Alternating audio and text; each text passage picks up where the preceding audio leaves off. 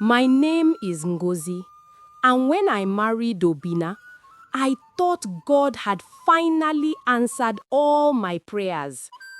He was calm, respectful, and always called me my sunshine. Our wedding was the talk of the town. People said we looked like a couple from a movie. His mother, Mama Ebele, even danced till her wrapper almost fell off.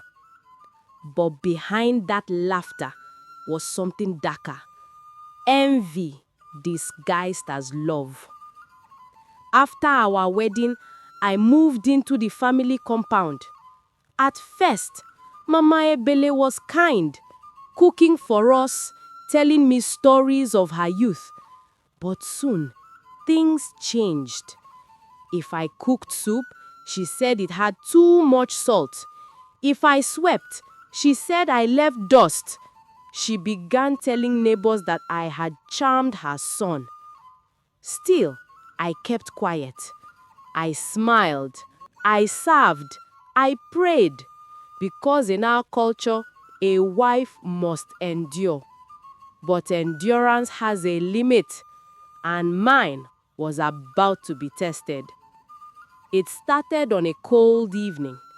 Obina came back from the farm shivering. Sweat poured down his face, and he collapsed before he could even speak. We rushed him to the herbalist, and after some strange chanting, the man pointed at me. He said, "She's the one. She used water from the spirit river." The crowd gasped. Mama Egbele screamed and fell to her knees. "My son, I told you this woman is a witch." I froze, my mouth dry.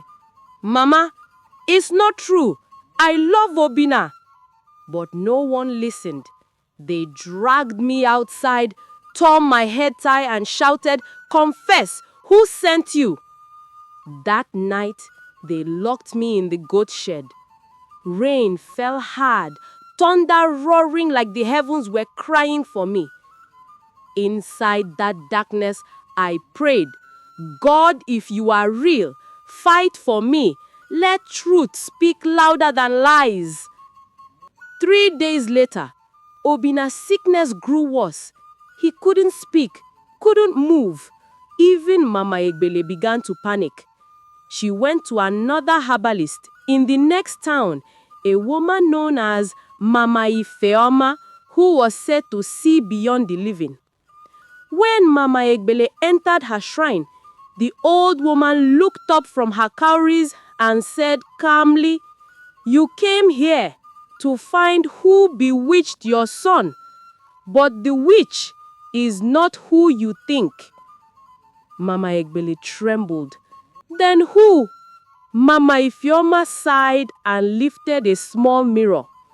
"Look into this mirror, woman.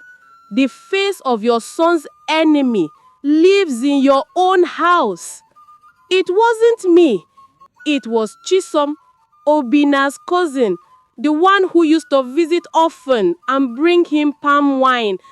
Chisom had poisoned Obina's drink out of jealousy, hoping I would be blamed and sent away so that he could inherit the land. That same night, the village gathered as Chisom confessed under pressure. The rain poured again, as if the sky itself wanted to wash away the lies that had stained my name. Mama Egbele fell on her knees crying, "Ngozi, forgive me. My daughter, forgive me." After that day, everything changed. Obina slowly recovered, and I cared for him, not out of duty, but out of love that had survived humiliation. Mama Egbele couldn't even look me in the eye for weeks, but I told her, "Mama, forgiveness is the only medicine that heals the soul." Word spread through the village that Ngozi, the witch, had been innocent all along. The same people who once spat at my feet now greeted me with respect. Children began to call me Mama Ngozi the Blessed. Months later, when Obina and I built our own house, Mama Egbele came to live with us. She said, "You are more my daughter than my own blood."